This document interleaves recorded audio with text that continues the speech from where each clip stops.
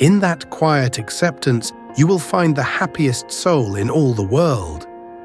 One who knows that true contentment blooms not from changing into someone else, but from flourishing exactly as you are. A crimson sun dipped behind the mist-clad peaks as the old monk settled onto a smooth stone at the edge of the mountain courtyard. Around him, his young disciples pressed close, eager for a tale to carry them into the depths of their own reflections. The whispering pines and the distant trill of crickets framed the gathering, drawing each heart toward stillness. At that moment, a question broke the hush. "Master," one voice gently ventured, "we have heard your words on compassion and change, but never about your own journey. Who guided you when your path was uncharted? Who kindled your wisdom?" The monk closed his eyes, and in the soft glow of evening, he let his memories drift back. He spoke of his earliest days, when he believed that books and doctrines held every truth worth knowing. He imagined himself a scholar of the spirit, disciplined and proud, certain that his perseverance would unlock the highest mysteries. One twilight, while walking alone through a bustling village street, he noticed a small boy striding with surprising confidence, a single candle alight in his small hand. Eager to test the child's understanding, the scholar asked, "Little one, when you left home, this flame did not exist. How then did it come to burn?" Expecting bewilderment, he was instead met with a curious breath. The boy blew out the candle's flicker and cocked his head, voice soft but clear. "And now that it is gone, where has the light gone?" In that single question, the monk felt his certainty shatter. The child's simple wonder revealed the hidden pulse of truth. Knowledge is not ownership, but invitation to wonder. From that moment, the old monk carried with him the lesson that, however learned he might be, even a child's untrained gaze could reflect a deeper insight. Months later, his journey led him along winding forest paths, guided by the rhythm of rain and the hush of moss-covered stones.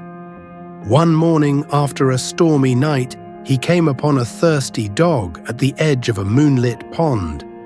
Each time the creature bent down, its reflection leapt up like a phantom rival, and fear stole its courage. Barking at itself, it backed away, only to return again, heart pounding, tail tucked.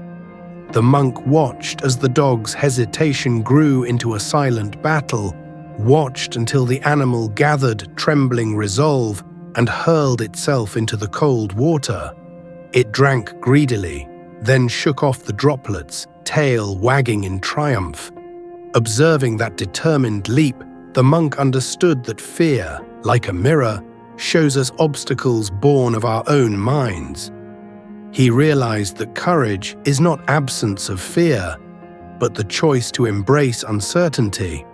Thus, a humble dog taught him that every barrier reflects an invitation to act, and that true bravery is born in the leap. On another night, beneath a sky strewn with stars, the monk found himself wandering a silent hamlet, seeking shelter from a chill wind.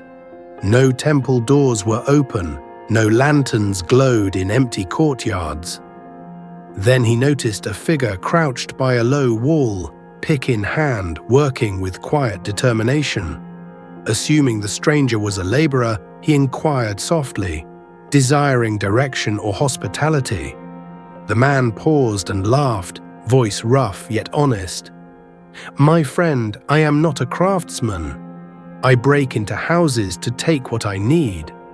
Surprised, the monk asked why he would confess such misdeeds.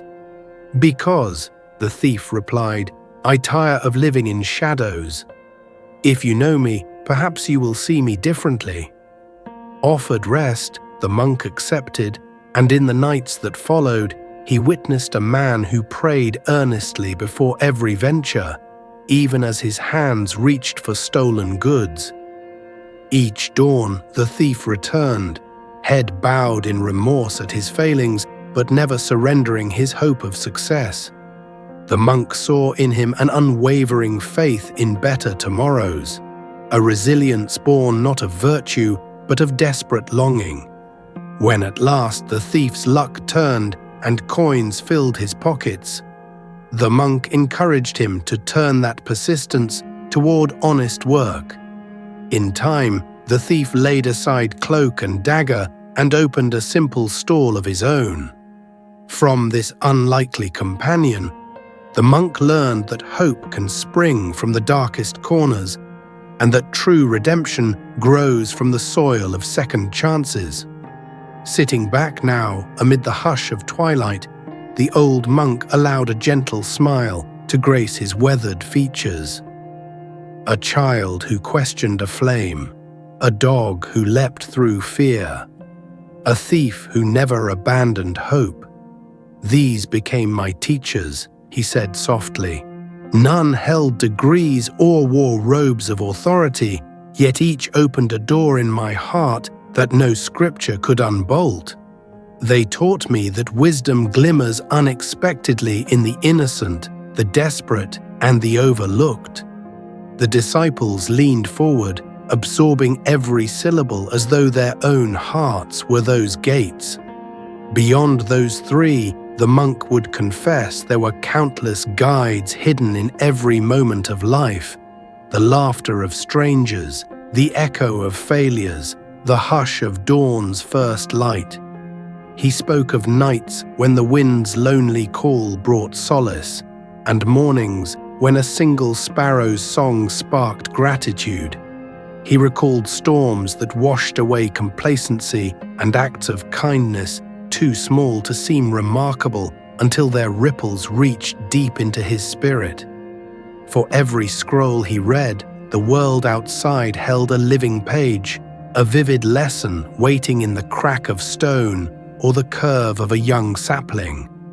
In every footstep we trace on this earth, there lies a tutor, he continued, voice as gentle as the breeze. When we discard the weight of pride and open our eyes, we find teachings etched into laughter, carved into tears, and whispered by every living being. Life itself, in all its mystery, is the greatest guru. He rested his palms on his knees and gazed at the disciples, those youthful seekers whose questions would one day guide others. Hold fast to humility, he urged, and let your heart remain soft enough to receive. For pride binds knowledge in chains, but curiosity sets it free. Silence fell anew as the final rays of light faded, leaving only the gentle glow of lanterns around the courtyard. The disciples felt stirred, as though each story had lit a small candle within them. They sat in stillness long after the monk rose and retreated into the quiet of the temple halls. Carried to their rooms on shadows and memories of lessons learned beyond books. And in the hush of that mountain evening, every heart held the seed of a truth that would grow slowly, in its own time, fueled by the unexpected teachers they would meet along the winding path of life. The wind sighed through the pines, carrying the promise of tomorrow's lessons. The world turned, revealing anew the child, the dog, the thief, and countless others waiting to share their wisdom.